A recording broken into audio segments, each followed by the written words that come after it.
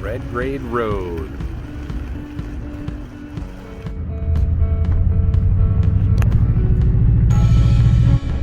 And I'm not sure how the roads will look. We're going to see right now.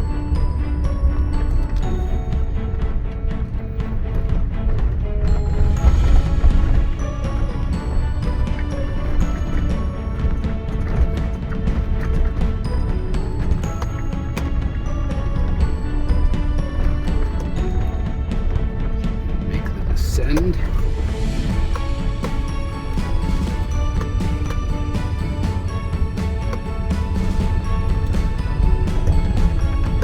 I'm very thankful it's dried out over the last couple of days.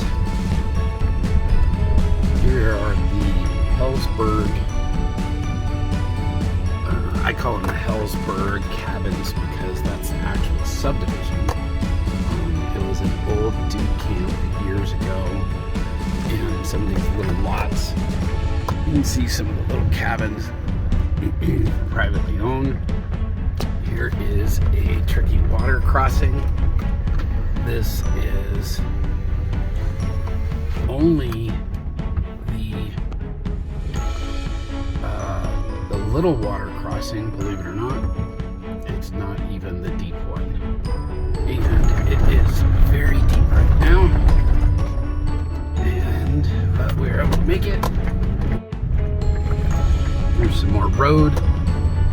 Just to give you an idea what the terrain looks like. And some of the road hill climbs. Many people take side by side, like racers, and different kind of off-roading vehicles or four-wheelers. I'm trying to minimize my time because I'm going to have a hike at the end of it as well. But some pretty good drifts. See how far I get in my car. I'm sure if I'm going to be able to make it exactly or not. So I'm going to back up and get on the four-wheeler. On the four-wheeler, once you get past some of the hairy stuff, then the roads really aren't all that bad. It's just getting past the rough spots on the four-wheeler, and then you're pretty good. Here is the Little Goose Campground. It's actually pretty nice if you can get here. And it's a neat little spot. Just getting across Little Goose is the challenge.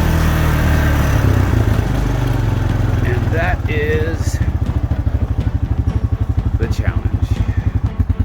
Hallelujah. I made it. All right.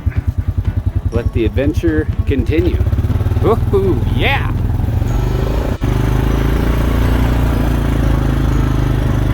Pretty views.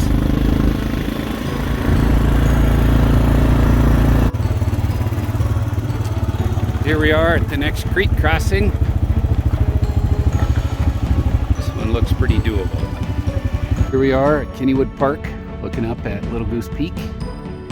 And we are at the top of the park, right in the middle of it. You can see with some of the trails that came from. And Red Grade Road in the distance there.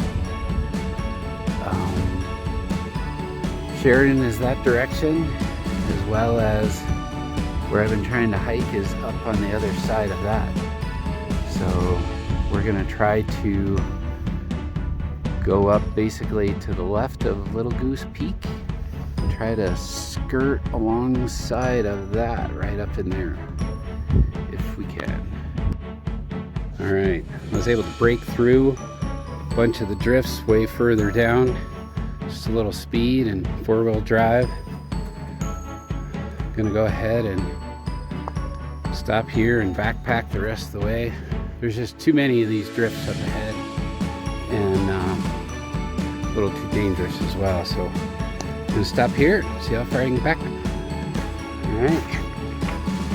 Here's the fun part, backpacking. That's the road down there. Here's one of the drifts. Tried, but I kind of fell into it. Here's the road going up. Definitely gonna need a handsaw to cut that out of the way. All right, I've gone by about more than 15 of these drifts here in the trail. And then here we have, there's been a few more of these logs. Now, if you could make it up here in June, into June, with a handsaw, you could cut that out with a bunch of effort. Maybe stack some rocks to groom the trail. So there are lots of logs and obstacles and blowdown on the trail. There's some, looks like pretty cool moose tracks, but I would certainly guess that an ATV hasn't gotten to this point in at least a few years. Maybe from another route, but not from here. Kind of came across this. It's a little bit of a creek in the middle of the trail. Won't really be able to know how much of an obstacle it is, but a bunch of water on the trail. Here's one of the landmarks I was looking for. Trail is getting better. It's a good sign. Well, some neat country. Started to open up, but we got some snow. And you can see that great big rock. It's like a snowball straight ahead. So that's my marker to kind of follow the rocks in the distance there. Well, didn't get any farther. I ended up, I don't know if you can see or not, snow drifts, and the trail just got a little too hard, but certainly a lot of fun. Pretty country. Unfortunately, I didn't bring my snowshoes. This is gonna be a while before we can get to it, but it was worth a shot.